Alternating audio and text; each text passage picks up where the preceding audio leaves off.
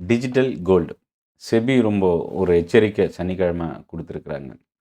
நீங்க digital கோல்ட்ல invest பண்றீங்க அப்டின்னா, இந்த 2 விஷயம் ரொம்ப important. 1 digital gold mobile app இல்ல வெப்சைட் மூலியமா பண்றீங்க அப்டின்னா, அது வந்து ரெகுலேட்டருக்கு பிலோல வராது. அதாவது ஆம் டிஜிட்டல் கோல்டு வந்து ரெகுலேஷன்ஸ்க்கு பிலோல வராததுனால, அது நம்ம இன்வெஸ்ட் பண்ணக்கூடிய பணம் ரிஸ்க்ல போறதுக்கான வாய்ப்பு இருக்கு. ஏன் இந்த அனௌன்ஸ்மென்ட் குடுத்தாங்க?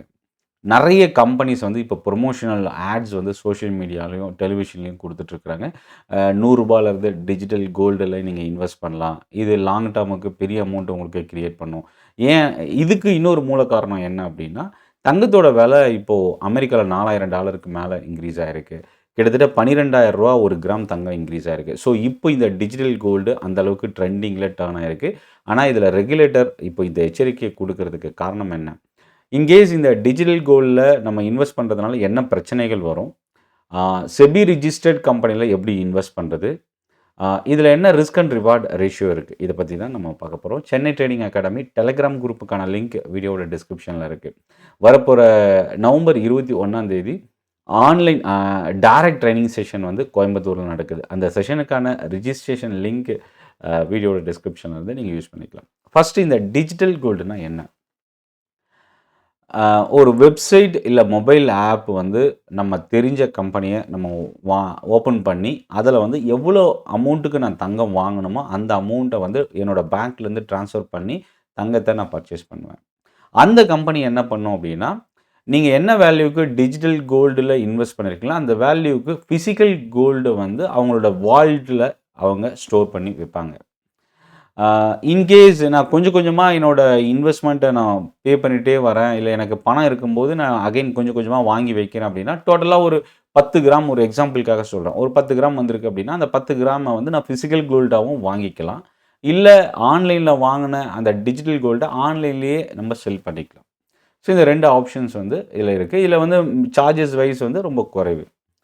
அ இப்போ இந்த டிஜிட்டல் கோல்டுக்கு கம்பேரிட்டிவா இது வந்து ஒரு அன்ஆர்கனைஸ்டு செக்டார் அப்படின்றது தான் செபியோட இந்த அனௌன்ஸ்மெண்ட்ல இருந்து நம்ம பார்க்க முடியுது. இதுக்கு ரெகுலேஷன்ஸ் இல்ல அப்படின்றதையும் சொல்லியிருக்கிறாங்க. நாளைக்கு ஏதாவது ஒரு பிரச்சனை அந்த கம்பெனி தங்கத்த நமக்கு இஷ்யூ பண்ணாம போனாலோ, இல்ல அந்த கம்பெனி காணாம போனாலோ, இது வந்து நம்ம ரெகுலேட்டர்ட்ட போய் கேட்க முடியாது. அததான் அதுக்கான எச்சரிக்கை தான் நீங்க இன்வெஸ்ட்மென்ட்ட ரிஜிஸ்டர்ட் கவர்ன்மென்ட் ரிஜிஸ்டர்ட் கம்பெனிஸ் அதாவது ரெகுலேட்டர் ரிஜிஸ்டர்ட் கம்பெனிஸ்ல இன்வெஸ்ட் பண்ணுங்கன்றத செபி குடுத்திருக்காங்க.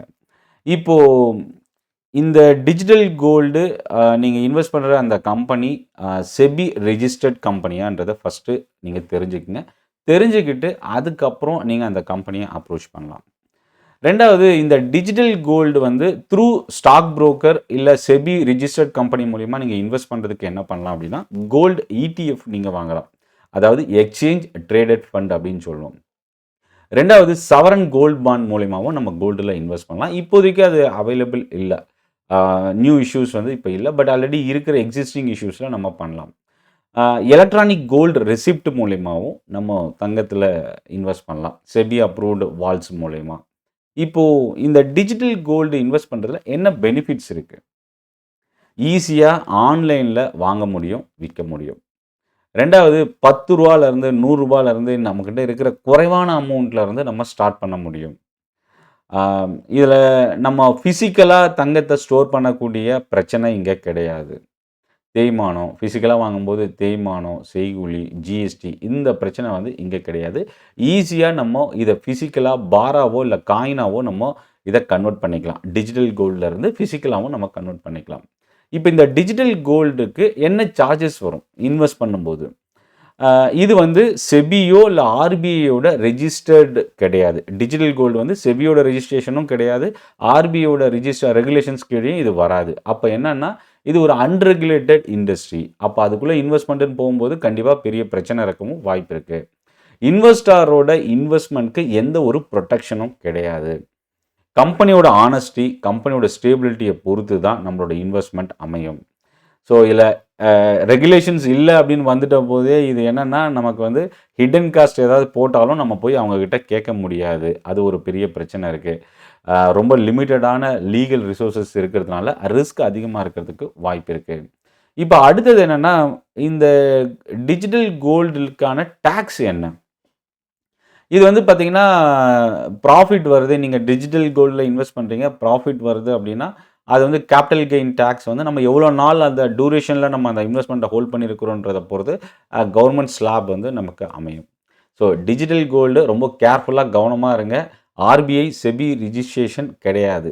அதுக்கு பதில் நீங்க ஒரு செபி ரிஜிஸ்டர்ட் ஸ்டாக் புரோக்கர் மூலியமா ஒரு அக்கவுண்ட் ஓப்பன் பண்ணி கோல்டு இடிஎஃப்ல இன்வெஸ்ட் பண்ணலாம்.